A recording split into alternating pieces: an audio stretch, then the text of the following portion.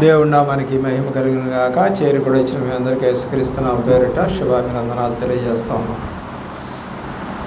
మరొక దినములో దేవుడు మనల్ని కాచి కాపాడుతూ మంచి వాతావరణం ఇచ్చినందుకు ఆయనకి వేవేల స్తుతులు తెలియజేస్తా ఉన్నాం. సామెతల గ్రంథం 1వ అధ్యాయము 7-8 వచనాలు జ్ఞాపకం చేసుకుందాం. సామెతల గ్రంథం 1వ అధ్యాయము 7-8 వచనాలు. యెహోవాయందు భయభక్తులు కలిగి ఉండట తెలివికి మూలము, మూర్ఖులు జ్ఞానమును ఉపదేశమును తిరస్కరించుదురు. నా కుమారుడా, నీ తండ్రి ఉపదేశము ఆలకింపుము, నీ తల్లి చెప్పు బోధను త్రోసివేయకుము. ఇక్కడ వాయబడుతున్నటువంటి మాటలు దేవుని యందు భయభక్తులు కలిగి ఉండటం తెలివికి మూలము, మూర్ఖులు జ్ఞానమును ఉపదేశమును తిరస్కరించుదురు. అంటే చెప్పే మాటలు వినకుండా ఉండేవాళ్ళు, నిర్లక్ష్యంగా ఉండేవాళ్ళు, ఆలకించని వారు, వీళ్ళందరినీ ఏమన్నాడు? మూర్ఖులు అని బైబిల్ సెలవిస్తాను. కాబట్టి నాయన, నువ్వు ఎలాగుండాలంటే నీ తండ్రి ఉపదేశమును ఆలకించము, నీ తల్లి చెప్పు బోధను త్రోసివేయకము అని చెప్పి మరి సొలొమోనే ఈ యొక్క మాటలు రాశాడు. ఎందుకంటే తాను కూడా మొదట విన్నట్టే విని తర్వాత జారిపోయాడు. దావీదు కూడా మొదట బాగానే ఉండి తర్వాత జారిపోయాడు. ఇలా చాలామంది బైబిల్లో మొదట బాగానే ఉండి తర్వాత జారిపోయిన వారు ఉన్నారు. ఆకాను డబ్బు మీద ఆశపడి జారిపోయాడు. బిలాము డబ్బు మీద ఆశపడి జారిపోయాడు. ఇస్కరియోతు యోధా అంతే. అననీయ సఫీరాలు కూడా అంతే. ఎంతోమంది ఈ డబ్బుల ఆశకి బలైపోతున్నవారు లేదా త్రోవ తప్పుతున్నవారు, ఉపదేశాన్ని తిరస్కరిస్తున్నటువంటి వారు చాలామంది మనకి కనపడుతూ ఉంటారు. దేవుని యొక్క ప్రేమలో సామెతల గ్రంథంలోనే 15వ అధ్యాయంలో 31వ వచనానికి వెళదాం ప్రియులారా. జీవార్థమైన ఉపదేశమును అంగీకరించడానికి జ్ఞానుల సహవాసము లభించును. జ్ఞానుల సహవాసం నీకు కావాలి అంటే దేవుని యొక్క జీవార్థమైనటువంటి ఉపదేశమును అంగీకరించాలి. దేవుడు వాక్యాన్ని అంగీకరించకుండా తిరిగే వారికి జ్ఞానుల యొక్క సహవాసం లభించదు. పనికి మాలిన వారి సహవాసము, పోకిరి వాళ్ళ సహవాసము ఇవి లభిస్తాయి. ఎందుకంటే వాళ్ళు తిరిగేదంతా వాళ్ళతోనే తిరుగుతారు, జ్ఞానులతో తిరగలేరు. ఎందుకంటే జ్ఞానులు మాట్లాడే మాటలు వాళ్ళకి అర్థం కావు. బైబిల్ కూడా జ్ఞానం సంబంధించినటువంటిదే కాబట్టి బైబిల్ మాటలు చాలామందికి అర్థం కావటం లేదనేది వాస్తవం. కాబట్టి ఈ రోజున నీవు ఉపదేశాన్ని వినాలనేటువంటి ఆశ మనస్సు నీకు కలిగి ఉన్నట్లయితే దేవుని యొక్క ప్రేమలో నీవు భద్రపరచబడతావు. లేదు, ఉపదేశం నాకు అవసరం లేదు అని అనుకుంటే దేవుడి మార్గంలో నుంచి మూర్ఖపు మార్గంలోనికి నీవు వెళ్ళిన వ్యక్తిగా ఉంటావు. అలాంటప్పుడు దేవుడి యొక్క మాటలు నీకు ఏమీ అర్థం కావు, లేదా అర్థం చేసుకుందామన్నా కూడా నీవు దాన్ని అర్థం చేసుకునే శక్తి నీకు రాదు. ద్వితీయోపదేశ కాండంలో 32వ అధ్యాయము 2వ వచనములో, నా ఉపదేశము వానవలె కురియు, నా వాక్యము మంచువలెను, వేపగడ్డి మీద పడి చినుకుల వలెను, పచ్చిక మీద కురియు వర్షము వలెను ఉండును. ఎలాగుంటుందంటే ఉపదేశము వానవలే. వాన కురిస్తే ఎంత లేదనుకున్నా కూడా మనం తడుస్తాం, తప్పనిసరిగా తడుస్తాం. గొడుగేసుకున్నా కూడా కొంచెం తడుస్తాం. కాబట్టి వర్షము ఎలాగుందంట? ఉపదేశం ఎలాగుంది అంటే నిన్ను తడుపుద్ది, అంటే నీలో ఉన్న పాపాన్ని కడుగుద్ది అనమాట. బైబిల్ ప్రకారంగా ఆ యొక్క ఉపదేశాన్ని అంగీకరించాలి. 33వ అధ్యాయం 3వ వచనం ద్వితీయోపదేశ కాండం. ఆయన జనములను ప్రేమించును, ఆయన పరిస్థితులందరినీ వశములో నుండును, వారిని పాదముల యొక్క సాగిల పరుగుని ఉపదేశమును అంగీకరించును. కాబట్టి జనములను ప్రేమించుచు ఆయన పరిశుద్ధులందరూ కూడా నీ వశమునకు వస్తారు, నీ పాదాల దగ్గర సాగిల పడతారు, నీ ఉపదేశాన్ని వారు వింటారు అని దేవుడు మాట్లాడుతూ ఉన్నాడు ఆనాటి ఇశ్రాయేలు ప్రజలతో మోషే ద్వారా. నిజమైన దేవుడు, నిత్యమైన దేవుడు, మనతో ఉండే దేవుడు. యోబు గ్రంథం 11వ అధ్యాయం 4వ వచనం. నా ఉపదేశము నిర్దోషమనే దేవా, నీ దృష్టికి నేను పవిత్రుడనని నీవంచున్నాను. చూడండి, ఇక్కడ నా ఉపదేశము నిర్దోషమనియు. జనరల్గా ఉపదేశాలు ఎక్కువగా మంచివే ఉంటాయి, సామాన్యంగా చెడ్డ ఉపదేశాలు ఉండవు. ఎక్కడ ఉంటాయంటే చెడ్డ ఉపదేశాలు, చెడ్డ మనుషులతో తిరిగినప్పుడు చెడ్డ ఉపదేశాలు చెప్తారు. అంటే తప్పులు ఎలా చేయాలి, అబద్ధం ఆడాలి, మోసం ఎలా చేయాలి, దొంగతనం ఎలా చేయాలి, వ్యభిచారం ఎలా చేయాలి, మందు ఎలా తాగాలి, ఇవన్నీ కూడా వాళ్ళు నేర్పుతారు. అది సరైన ఉపదేశాలు కావాయి. కాబట్టి దేవుని యొక్క నోటి ఉపదేశము అవలంబిస్తే వాటిని హృదయంలో ఉంచుకుంటే ఎంతో మేలు. 22వ అధ్యాయము 22వ వచనం యోబు గ్రంథం. ఆయన నోటి ఉపదేశమును అవలంబించును, ఆయన మాటలను నీ హృదయంలో ఉంచుకొనుము. ఏం చేయాలంట? ఈ చెప్పేటువంటి ఉపదేశంలోని మాటలను హృదయములో ఉంచుకోవాలి. అవి ఏం చేస్తాయి? నీ చెవులను తెరవజేస్తాయి. ఆయన వారి చెవులను తెరవచేయును, వారి కొరకు ఉపదేశము సిద్ధపరచును. కాబట్టి ఆయన నీ చెవులను తెరవజేయించి ఆయన ఉపదేశమును నీవు వినేటట్టుగా సిద్ధపరుస్తాడట. ఎంత గొప్ప దేవుడండి! ఎవరి దగ్గరికి వస్తే? దేవుని దగ్గరికి వస్తే. లోకంలో కూర్చుంటే ఈ మాటలు చెప్పేవాళ్ళు ఎవరున్నారు? దేవుడి జ్ఞానం ఎవరికి అందుతుంది? ఉపదేశం వినుటకై 36వ అధ్యాయంలో యోబు గ్రంథంలో 10వ వచనంలో అంటున్నాడు, ఉపదేశము వినుటకై వారి చెవిని తెరవచేయును, పాపము విడిచి రండని ఆజ్ఞ ఇచ్చును. ఈ ఉపదేశంలో ఇంకొక మాట కనబడుతుంది ఇక్కడ. ఏమని? పాపమును విడిచి రండి అనే ఆజ్ఞ కూడా ఉంటుంది ఉపదేశంలో. అంటే తప్పు చేస్తున్న వారిని గద్దించడం లేదా దండించడం లేదా బుద్ధి చెప్పడం, ఇవన్నీ మానవుడికి సహజమే. ఎందుకంటే భూమి మీద మొట్టమొదట తప్పు చేసినప్పుడు సరిదిద్దేవాళ్ళు తల్లిదండ్రులు, బాబాయిలు, మామయ్యలు, అన్నయ్యలు, అక్కయ్యలు, వీళ్ళు సరి చేస్తూ ఉంటారు. వినలేదనుకోండి, రెండో వాళ్ళు ఎవరు చెప్పండి? పోలీసు వాళ్ళు సరి చేస్తారు. 2 బాధలు బాది జైల్లో పడేస్తే అప్పుడు పోలీసు వాళ్ళు సరి చేస్తారు. అయినా బుద్ధి రాలేదనుకోండి, ఏం చేస్తారు చెప్పండి? కఠినమైన కారాగార శిక్ష అంటారు. అంటే మొదట జిల్లా కోర్టులోనే పడేస్తే ఈసారి తీసుకెళ్ళి ఆ యొక్క స్టేట్ జైల్లో పడేస్తారు. అంటే స్టేట్ జైల్లోకి వెళ్ళామనంటే మనం పెద్ద నేరగాళ్ళ కింద లెక్కే కదా. చాలామంది స్టేట్ జైల్లోకి వెళ్ళాలంటే మరి భయపడతారు. ఎందుకంటే అక్కడ కఠినంగా ఉంటుంది, దూరంగా ఉంటాయి, ఒక సెల్కి సంబంధం ఉండదు, ఒక్కళ్ళే బిక్కు అనుకుంటూ ఉండాలి. ఎవరు పిలిచినా పలకరు, పొద్దున పోవడం సాయంకాలం పోవడం తప్ప ఇంకెవరు పలకరు అక్కడ. అంటే ఒక పిచ్చెక్కినటువంటి స్థితిలో ఉండిపోతారు అక్కడ. ప్రియులారా, ఆలోచించేయండి, ఎంత ఘోరమైన శిక్ష అది, మనుషులతో పరిచయం లేకుండా మాట్లాడకుండా ఉండటం అనేది. కాబట్టి పాపము విడిచి రండి అని చెప్తుంది ఉపదేశం. నువ్వు పాపంలో ఉన్నావేమో, కడుక్కోవటం నేర్చుకోవాలి. ఒక అబ్బాయి అన్నాడు, నాకు చదువు రాదండి అన్నాడు. ఎందుకు రాదండి? నేను బడికి పోలేదండి అన్నాడు. ఎందుకు పోలేదంటే మా అమ్మ నాన్న పంపించలేదండి అన్నాడు. ఏమయ్యా పంపించలేదంటే? మాకు పని చేసేవాళ్ళు ఎవరు లేరండి, ఆ పిల్లలే మాకు ఆధారం అన్నాడు తల్లిదండ్రులు. అంటే పిల్లల్ని ఎలా చేస్తున్నారంటే ఇప్పుడు వాళ్ళకి ఆ డబ్బులు సంపాదించి పెట్టేటువంటి పిల్లలుగా మార్చేస్తున్నారు. 10 ఏళ్ళు రాగానే చిన్న పిల్లలే ఈరోజు పనులకి కూలీలకి వెళుతూ ఉన్న సందర్భాలు మనకు కనపడుతూ ఉన్నాయి. టీ షాపుల్లో కనపడుతూ ఉంటారు 10 ఏళ్ల పిల్లలు. అలాగే చిన్న కొట్లలో కనపడుతూ ఉంటారు, జ్యూసుల దగ్గర కనపడుతూ ఉంటారు, లేకపోతే చెత్త ఎత్తుకునే వాళ్ళలాగా కనపడుతూ ఉంటారు చాలామంది. వీళ్ళందరూ ఏంటంటే దేవుడి యొక్క ఉపదేశాన్ని వినకుండా వస్తున్నటువంటి వాళ్ళు. యెహోవా దేవుని యొక్క ఉపదేశాలు చాలా మంచివండి, చాలామంది అది గ్రహించరు. చూడండి, యెహోవా ఉపదేశమును నిర్దోషమైనది, అవిహృదయమును సంతోషపరచును. యెహోవా ఏర్పరచిన ధర్మము నిర్మలమైనది, అది కన్నులకు వెలుగిచ్చును. ఏం చేస్తుంది ఉపదేశం? కన్నులకు వెలిగిస్తుంది. అంటే నీ కన్నుల్లో కాంతి కనపడుతుంది, వెలుగు కనపడుతుంది, విచారం కనపడదు. కళ్ళలో మనం చాలా విన్యాసాలు చేయగలుగుతాం. ప్రేమిస్తున్నట్టుగా చెప్పగలవు కన్నులు, అలాగే సంతోషిస్తున్నట్టుగా చెప్పగలవు కన్నులు, దుఃఖపడుతున్నట్టుగా చెప్పగలవు కన్నులు, అలాగే కోపంతో ఉన్నట్టుగా చెప్పగలవు కన్నులు. కన్నుల ద్వారా చాలా భాషలు ఉన్నాయి, ఊసులు అంటారు వాటిని. యెహోవా ఉపదేశములు నిర్దోషమైనవి, అవి హృదయమును సంతోషపరచును. యెహోవా ఏర్పరిచిన ధర్మము నిర్మలమైనది, అది కన్నులకు వెలిగించును.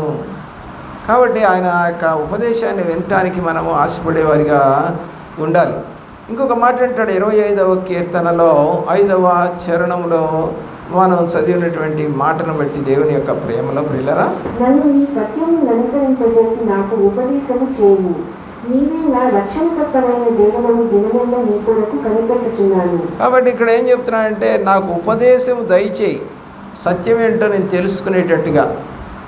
నీవే నా రక్షణకర్తమైన దేవుడవు, దినమెల్లా నేను నీ కొరకు కనిపెట్టుకుంటాను. నిజంగా దినమెల్లా కనిపెట్టుకునే వాళ్ళు తగ్గిపోయారు. ఇప్పుడు చర్చిల్లో కూడా సేవకులు కూడా కొన్ని రోజులు ప్రార్థనలు చేయటం మానేశారు. ఇదివరకు ఉండేవి బయట వాళ్ళతో సంబంధం లేకుండా సమాధిలో కూర్చున్నట్టుగా మరి ఒక 5 రోజులను 10 రోజులను నెల రోజులను ప్రార్థన చేసేవాళ్ళు సేవకులు. ఎందుకంటే నేను వెళ్ళిన సహవాసంలో ఒక నెల రోజులు ప్రార్థన ఉంటుంది. అది ప్రార్థనా మాసము అంటారు. జూన్ మాసాన్ని ప్రార్థనా మాసము అంటారు. అంటే ఆ మాసం అంతా ప్రార్థన చేస్తారు, డైలీ ప్రార్థన చేస్తారు. దేవుని ప్రేమిస్తున్న ప్రియ బిడ్డలారా, దేవుడు తన యొక్క మాటల ద్వారా మనతో మాట్లాడుతున్నది. 32వ సంకీర్తన 8వ చరణం.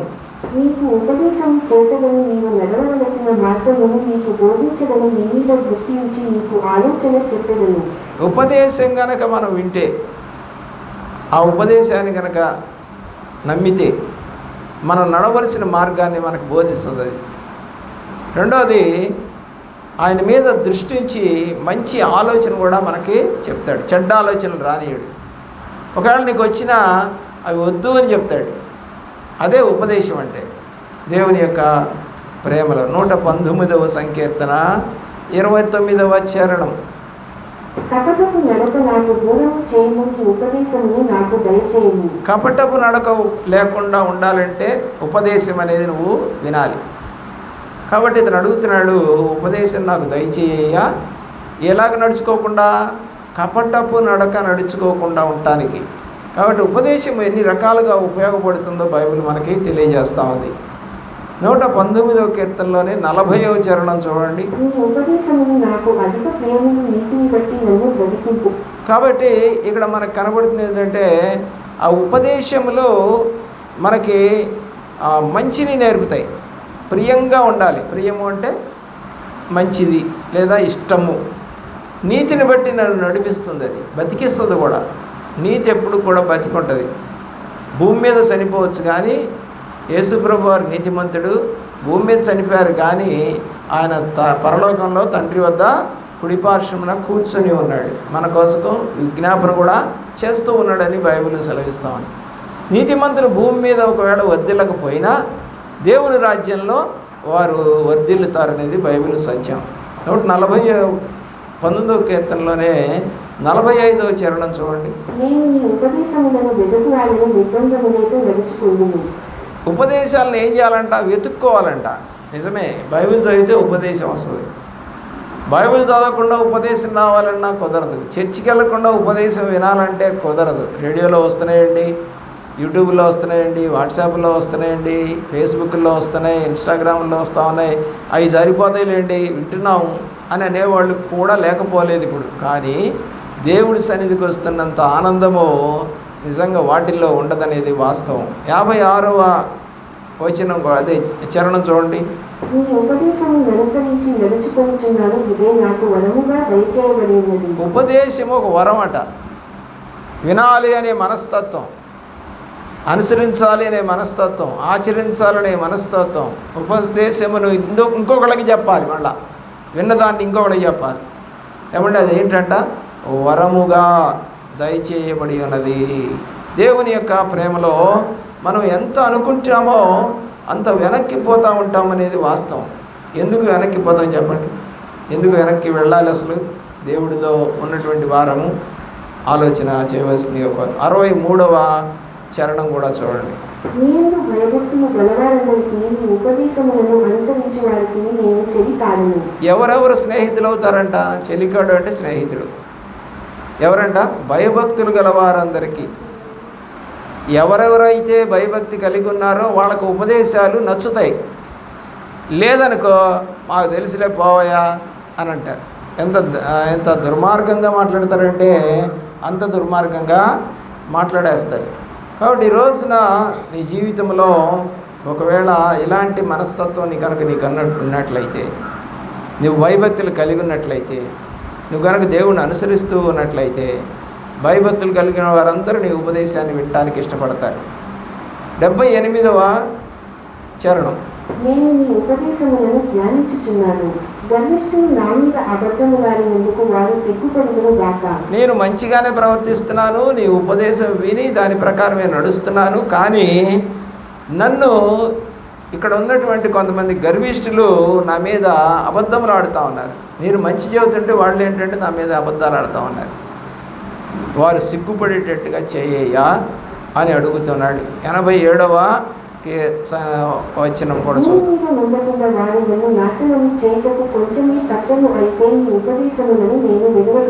వాళ్ళు ఎంతో నన్ను బాధ పెట్టాలని చూస్తూ ఉన్నారు, ఉండకుండా చేయాలి, నాశనం చేయాలని చూస్తూ ఉన్నారు. కానీ నేనైతే నీ ఉపదేశమును విడువకై ఉన్నాను. ఉపదేశం విడిచిపెట్టకూడదు. ఎందుకంటే మనకి విశ్వాసం ఉందో లేదో అని దేవుడు పరీక్షలు పెడతాడు. అబ్రాహాముకు పరీక్ష పెట్టాడని చెప్పాం, మోషేకి పెట్టాడు దేవుడు, పౌలుకు పెట్టాడు, బైబిల్లో పేతురుకు పెట్టాడు, ఎంతోమంది ఇర్మియాకు పెట్టాడు, నెహమ్యాకు పెట్టాడు. ఎంతోమంది పరీక్షలు ఎదుర్కొన్నారండి. ఆ పరీక్షల్లో చాలామంది జయం కూడా చూశారు. దానియేలుకు పెట్టారు, శద్రకు మేషకు అబేద్నెగోలకు పెట్టారు. వీళ్ళందరూ పరీక్షలు అనుభవించారు. కాబట్టి వాళ్ళందరూ కూడా దేన్ని హత్తుకొని ఉన్నారంటే ఉపదేశమును హత్తుకొని ఉన్నారు.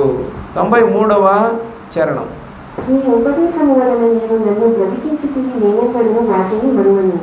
నీ ఉపదేశం వల్ల నేను బ్రతికున్నాను. మనం చర్చికి వచ్చినప్పుడు ప్రార్థన కూడా చేస్తూ ఉంటాం, ప్రభువా ఈ దినం మేము బ్రతికున్నామంటే నీ కృప. అంటే నువ్వు ఉపదేశాన్ని ఇష్టపడుతున్నావు, అలాగే దేవుడి సన్నిధికి వస్తున్నావు, దేవుడి సన్నిధిలోనే ఆ ప్రార్థన కూడా చేస్తూ ఉన్నావు. ఏమని?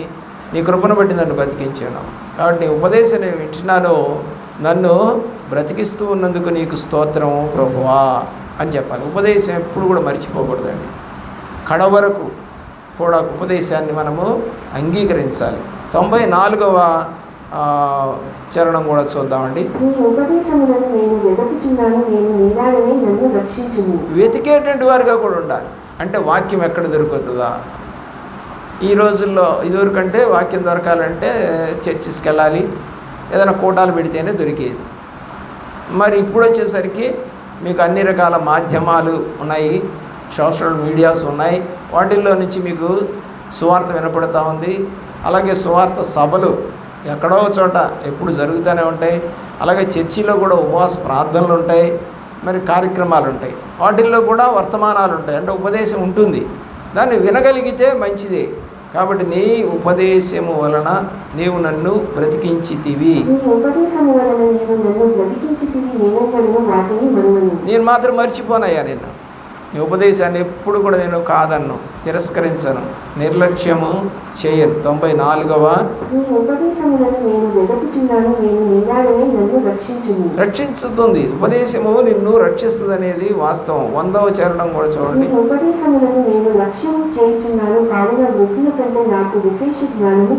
ఉపదేశాన్ని వినేవాళ్ళు, అంగీకరించేవాళ్ళు, అనుసరించే వాళ్ళకి ఏముంటుందని రాస్తున్నాడు? జ్ఞానం ఎక్కువ ఉంటుందట.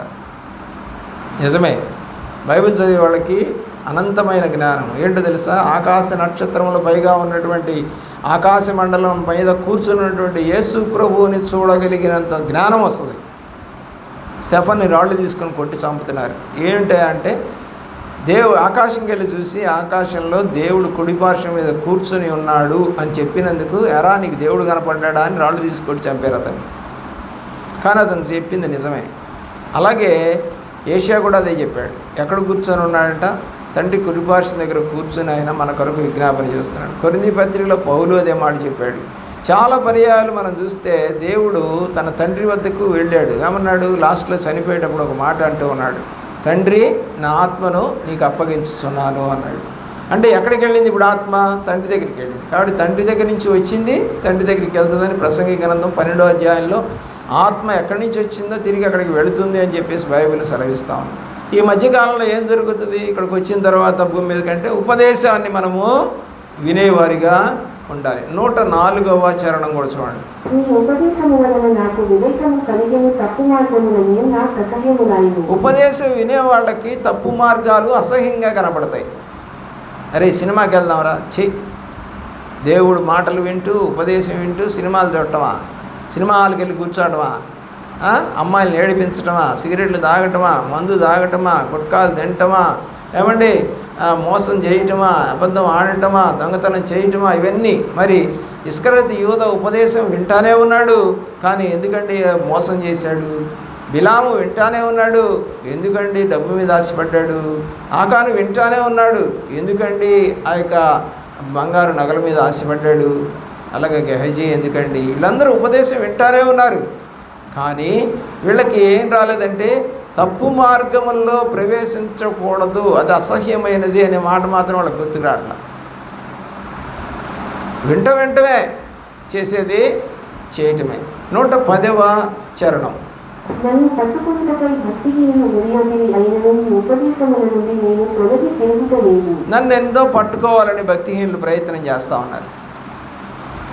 ఏదో ఒక రకంగా నన్ను ఏడిపించాలని, బాధ పెట్టాలని ఉరియొడ్డారు. అయినా కూడా నేను మాత్రం నీ ఉపదేశముల నుండి తొలగిపోలేదు, తొలగి వాళ్ళ వైపు తిరగలేదు. చాలామంది బంధువులు అయితే మనం హిందువుల నుంచి వచ్చాం కాబట్టి మనకు బంధువులంతా కూడా హిందువులే ఉంటారు. వాళ్ళు ఆచారాలు చేస్తూనే ఉంటారు. మనం పెళ్ళిళ్ళకి వెళ్తాం, పేరెంటాలకు వెళతాం, గృహప్రవేశాలకు వెళతాం. వెళ్ళకూడదా అండి? తప్పు అంటే బైబిల్ ప్రకారం అయితే తప్పు. ఎందుకంటే రక్షణ లేనివారు ఉపదేశమును అంగీకరించిన వారితో స్నేహం చేయొద్దని బైబిల్ చెబుతుంది. మరి మన వాళ్ళని ఎలా వదులుకుంటామండి? వదులుకోవద్దు. వెళ్తున్నప్పుడు వాళ్ళ పద్ధతుల్లోకి నువ్వు వెళ్ళబాకు, అది దేవునికి విరోధమైనటువంటి కార్యక్రమంగా మారిపోతుంది. వాళ్ళందరూ ఏం చేస్తారు చెప్పండి? ఈ వాక్య ప్రకారంగా 110లో నన్ను పట్టుకొనుటకై భక్తిహీనులు ఉరుగొడ్డినా, వాళ్ళు ఉరుగొడ్డుతారంట. ఏంటి? మర్చిపోయావా? అక్కింటికి కూడా రావా? చెల్లింటికి రావా? బావింటికి రావా? అన్నింటికి రావా? వాళ్ళు ఏంటంటే వయ్యారాలు పోతారు. పోయినప్పుడు మనం ఏం చేస్తాం? పాస్టర్ గారిని కాసేపు పక్కన పెట్టి, వాక్యాన్ని కాసేపు పక్కన పెట్టి, ఉపదేశాన్ని కాసేపు పక్కన పెట్టి, ఎవరు చూడొచ్చారులే, పోయి మా అన్నల్ని వాళ్ళందరినీ ప్రేమించాలి కదా, బైబిల్ చెప్తా ఉంది కదా, ఒకరిని ప్రేమించుకోమని, మరి ప్రేమిద్దాం పదా అని చెప్పేసి పోతాం. మళ్ళీ అక్కడికి వెళ్ళిన తర్వాత అన్ని కార్యక్రమాలు, పసుపులు పూయటాలు, అన్ని రకాలైనటువంటి కార్యక్రమాలు వాళ్ళు చేస్తారు. పూలు వేయటాలు, లేకపోతే అక్షింతలు చల్లటాలు చాలా చేస్తారు. ఇంకా ఎలాగూ బురదలో కాళ్ళు పెట్టిన వాడికి మురికి అని అనిపిస్తుందా? ఇంకేం అనిపించదు. ఇంకా అలా అలవాటు పడిపోతాడు వాడు. ఏమంటే బురదలో తిరుగుతున్నటువంటి దున్నపోతు కానీ, ఎద్దు కానీ, లేకపోతే ఆ యొక్క గేదె కానీ చూడండి ఎలా ఉంటాయి, చాలా మురిగ్గా ఉంటాయి. అన్నింటిని కడుక్కోగల శక్తి పట్టుకుందా? లేదు. మళ్ళీ ఎవరో కడగాలి దాన్ని. ప్రియులారా, ఆలోచన చేయవలసింది కోరుతాం. కొన్ని చోట్ల చెరువులు ఉంటాయి. ఆ చెరువుల్లో నుంచి అటు ఇటు తిరిగితే ఆ దుమ్ము ధూళంతా వదిలిపోతుంది, బాగానే ఉంటుంది. కానీ అన్ని చోట్ల చెరువులు ఉండవుగా.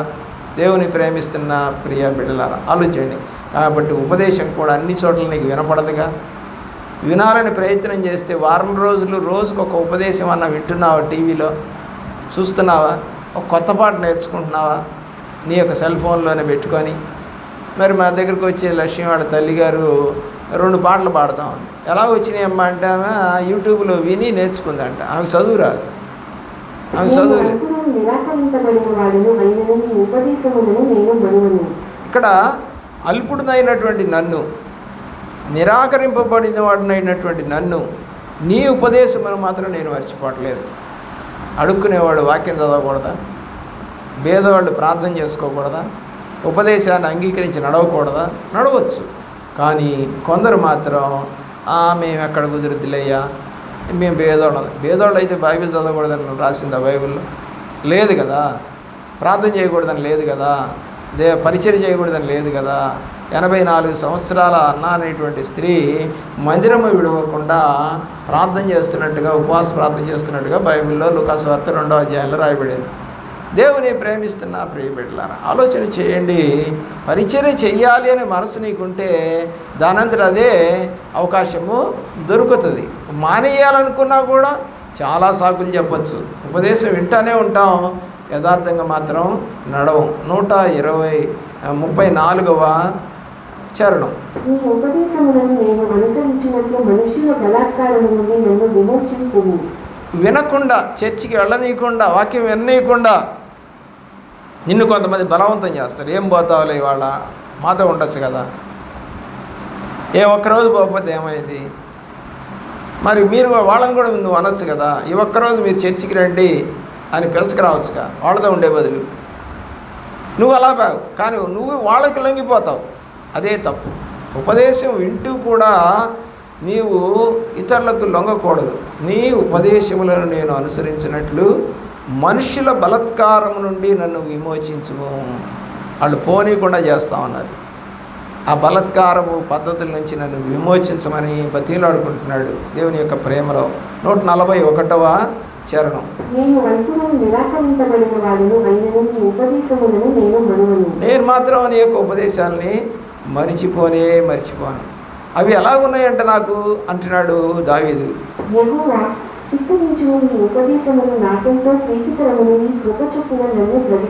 ప్రీతికరము ఉపదేశం వినటం నాకు ఆశ, ఇష్టం. నా గురించి ఏమన్నా చెబుతారేమో, నా తప్పుని గురించి ఏమన్నా వాక్యం చెబుతారేమో, సరి చేసుకుంటానికి వెళ్తాను. ఈరోజు పిల్లవాడు లెక్క రాలేదంట, మరి మరుసటి రోజు బడికి వెళ్ళాలి, లెక్క చేసుకొని రమ్మంది మిస్, కానీ చేసుకొని పోలేదు. అంటే చేశాడు, ఆన్సర్ రాలేదు. ఇప్పుడు భయపడుతూనే పోయాడు, నీ ఆ మాత్రం చేయలేవా అది ఇది అని అంటారేమోనని. సరే అందరూ అడిగారు, కొంతమంది చేసామని చెప్పారు క్లాస్లో, కొంతమంది ఖాళీగా కూర్చున్నారు. ఏంటంటే చేసాం కానీ మేడం రాలేదు ఆన్సర్ అన్నారు. ఓకే, ఆన్సర్ రాని వాళ్ళంతా ఇటు రండి అన్నారు. సరే వచ్చారు. ఇప్పుడు ఆన్సర్ వచ్చినటువంటి వాళ్ళంతా పుస్తకాలు తీసుకొని ఇంకో చోట ఉన్నారు, నిద్రపోతామా. ఇంకో చోటకు వచ్చినారు. ఇంకో చోట కూర్చుంటే వాళ్ళని ఆ మిస్ ఏం చేసిందంటే, మీరు ఆన్సర్ రాశారు కదా, చేశారు కదా, వచ్చి మీరు ఎక్స్ప్లెయిన్ చేయండి బోర్డు మీద అంది. ఎవరు రాట్లా. కారణం ఏంటి? ఆ యొక్క క్వశ్చన్ ఆన్సర్ వాళ్ళు చేయలే, వాళ్ళ అమ్మ వాళ్ళు చేశారు, ఇంట్లో వాళ్ళు చేశారు. తిడతారు కొడతారు అంటే వాళ్ళు చేసి పంపించారు. రాసింది వీళ్ళే అని చెప్పింది వాళ్ళే. కాబట్టి వాళ్ళకు వాళ్ళు ఆ యొక్క క్వశ్చన్కి ఆన్సరు అక్కడ వాళ్ళు చెప్పలేకపోయారు, ఆ లెక్కకి ఆన్సర్. అప్పుడు వీళ్ళిద్దరు సమానమే. ఇప్పుడు వాళ్ళేమో అమ్మ వాళ్ళ దగ్గర రాయించుకున్నారు, వీళ్ళేమో అసలు రాయించుకోకుండా వచ్చారు. కాబట్టి ఎందుకంటే వీళ్ళుగా తల్లిదండ్రులకు చదువు లేకపోవచ్చు, దానిదే ఉంది. ప్రియులరా, అప్పుడు మళ్ళా మేడము వాళ్ళందరికీ కలిపి మళ్ళా అదే ఆ లెక్కని బోర్డు మీద చూపిస్తూ స్టెప్ బై స్టెప్ చూపిస్తూ ఇలా చేస్తే మీకు ఆన్సర్ వస్తుంది అని చెప్పింది. కొట్టలేదు. ఉపదేశాన్ని వాళ్ళు ఏం చేశారు చెప్పండి? అంగీకరించారు, నేర్చుకున్నారు. సరే మరుసటి రోజు క్లాస్ టీచర్ వచ్చారు. వచ్చినప్పుడు అక్కడ కూర్చున్న వాళ్ళల్లో దరిదాపుగా 90% మంది పిల్లలు లేచి, మేడం మేము చూడకుండా ఈ లెక్కని బోర్డు మీద వేస్తాం, మేము చూడం, అసలు టెక్స్ట్ బుక్ కూడా పట్టుకోం అంటే అంత బాగా నేర్చుకున్నారన్నమాట ఆ లెక్కని. ఆమెకి ఎంతో సంతోషమైంది. సరే అందరూ బోర్డు మీదకి వచ్చి చేయటం కుదరదులే, మీకు ఒక పేపర్ ఇస్తాను, దాంట్లో చేసి నాకు ఇవ్వండి, ఎవరెవరు బాగా చేశారో చూస్తాను అంది. అలాగే చేసింది. అందరూ కూడా పాస్ అయ్యారు, అందరూ కూడా చక్కగా రాయగలిగారు. ఉపదేశమును ఎప్పుడైతే మనం వింటామో దేవుని యొక్క ప్రేమలో దేవుని యొక్క కృప మన మీద కనపడుతూ ఉంటుంది. అది మర్చిపోకూడదు. ఏమంటే అలుపులమైనా సరే మనం దాన్ని మర్చిపోకూడదు. 159వ చరణం.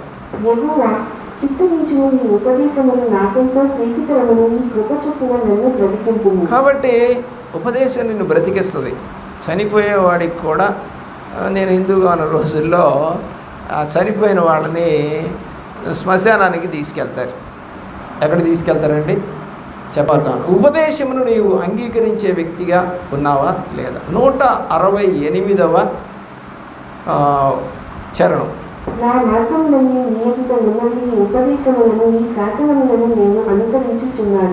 నేను నీ మార్గాలన్నీ నా ఎదురు పెట్టుకున్నా. అంటే ధర్మశాస్త్రం. మార్గం అంటే చెప్పండి, ధర్మశాస్త్రం. ధర్మశాస్త్రాలు అన్నీ మంచివి ఉంటాయి. అలాగే మనం కంప్యూటర్ ముందు కూర్చున్నప్పుడు కంపెనీ వాడు నువ్వు ఏం చేస్తున్నావో వర్క్ని, ఆ వర్క్ని నీకు కనపడేట్టుగా ఆ యొక్క డిస్ప్లే కనపడుతుంది. అక్కడ వచ్చి ఏం చెప్పండి నీకు అతను, నువ్వే లాగిన్ చేసి ఓపెన్ చేస్తే ఆటోమేటిక్గా అది నీకు వచ్చేస్తూ ఉంటుంది. దాన్ని నువ్వు సాల్వ్ చేసావా లేదా, చేస్తే ఇంకో ప్రాజెక్ట్ ఇస్తారు నీకు. ప్రియులారా, ఇలాగా దేవుడు వాక్యాన్ని మనము గమనించవలసిన వారిగా ఉన్నాం. దేవుడు వాక్యాన్ని మనము తీసుకోవలసిన వారిగా ఉన్నాం. నీ కృప చొప్పునే నన్ను బ్రతికించేది నువ్వు, అంటే వాక్యం ద్వారా నీ ఉపదేశం వల్లే, నీ శాసనం వల్లే నేను అనుసరించి నడుస్తున్నా, అంటే దారి తప్పి తిరగలేదు. మరి మీకు తెలుసో లేదో, పల్లెటూళ్ళు తిరిగారు కాబట్టి, నేను కూడా తిరిగాను కాబట్టి, మరి రాత్రుల పూట ఒక్కోసారి ఇళ్ళకి వెళ్ళాల్సి వస్తున్నాను. వెళ్ళినప్పుడు చాలలో పడిపోతూ ఉంటుంది, దగ్గరగా ఉంటుందని. ఒక్కోసారి మన ఇల్లు మనకు కనపడుతూనే ఉంటుంది, కానీ మనం ఆ ఇంటికి వెళ్ళాం. ఎందుకు వెళ్ళాం చెప్పండి, ఎవరికైనా తెలుసా? తెలీదా? ప్రియులారా, మనం పోతున్న దారిలో మన ఇల్లు ఎదురు కనపడుతూనే ఉంటుంది. ఇంకొంచెం దూరం వెళితే మన ఇల్లు వచ్చేస్తుంది. కానీ ఆ తిప్పతీగో ఏదో తీగ అంటారు దాన్ని, ఆ తీగ కనుక తొక్కితే అంట మన ఇంటికి పోనీదంట, అది ఇంకో దారికి పోనిస్తుందంట. తిరుగుతూనే ఉంటామంట తెల్లారిన దాకా కూడా వదిలిపెట్టదంట. ఎందుకంటే దయ్యానికి తెల్లారితే భయం కాబట్టి, తెల్లారుతుందంటే వెళ్ళిపోద్ది అది. ఇంక వీడు తిరిగి ఇసుకొచ్చి సోలు వచ్చి పడిపోతాడు. అడిగి ఏం ఉండదు అడిగి. మనం కూడా ఆలోచన చేయండి.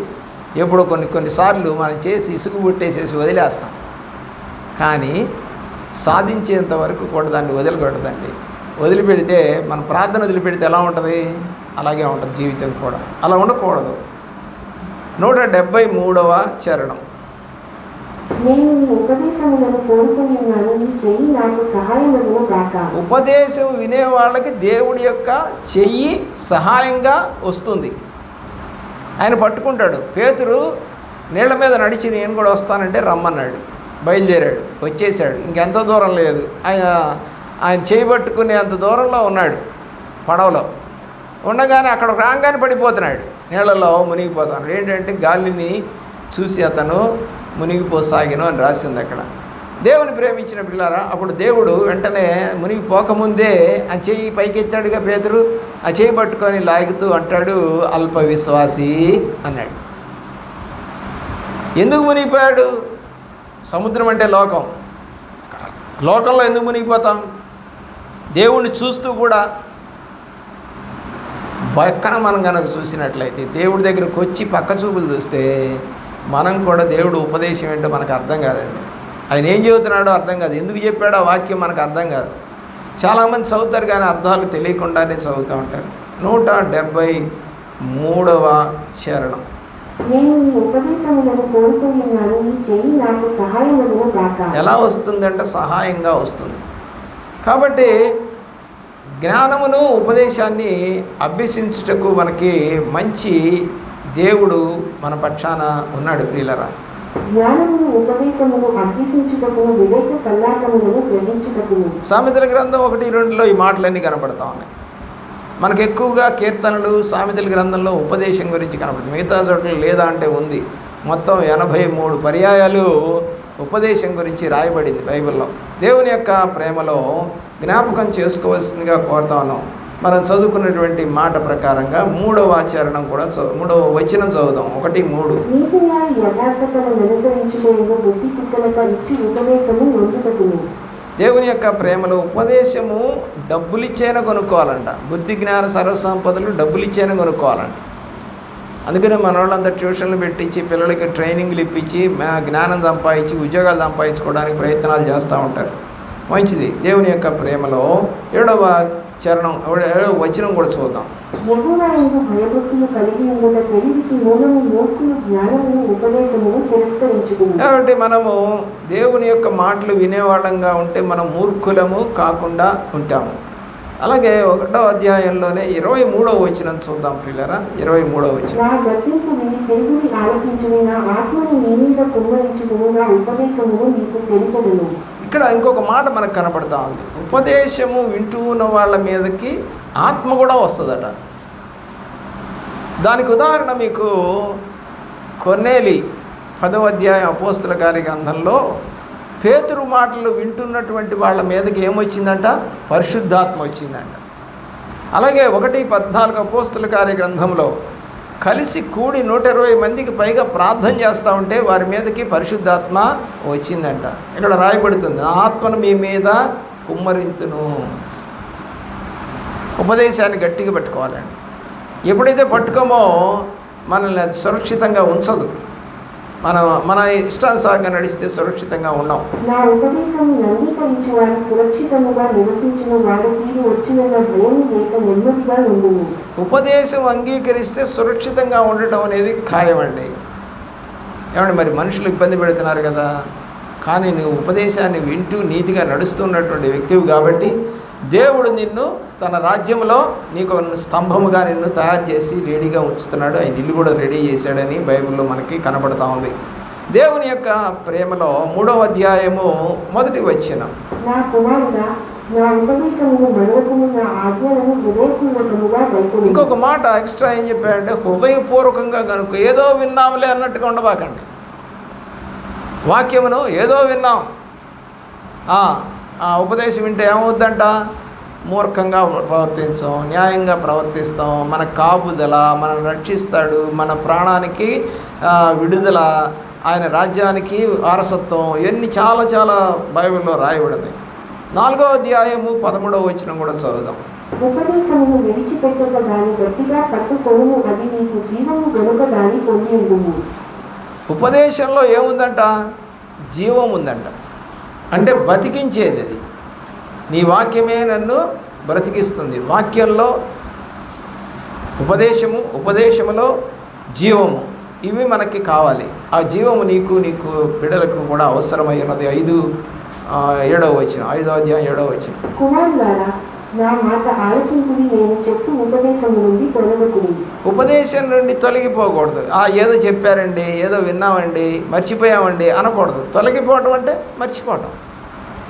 మర్చిపోకూడదని బైబిల్ సెలవిస్తోంది. 5వ అధ్యాయము 12వ వచనం. 5వ కుండలోని నీళ్లు పానము చేయుము, నీ సొంత బావిలో ఉదకు జలము త్రాగుము. దేవుడు వాక్యం సెలవిస్తూ ఉంది.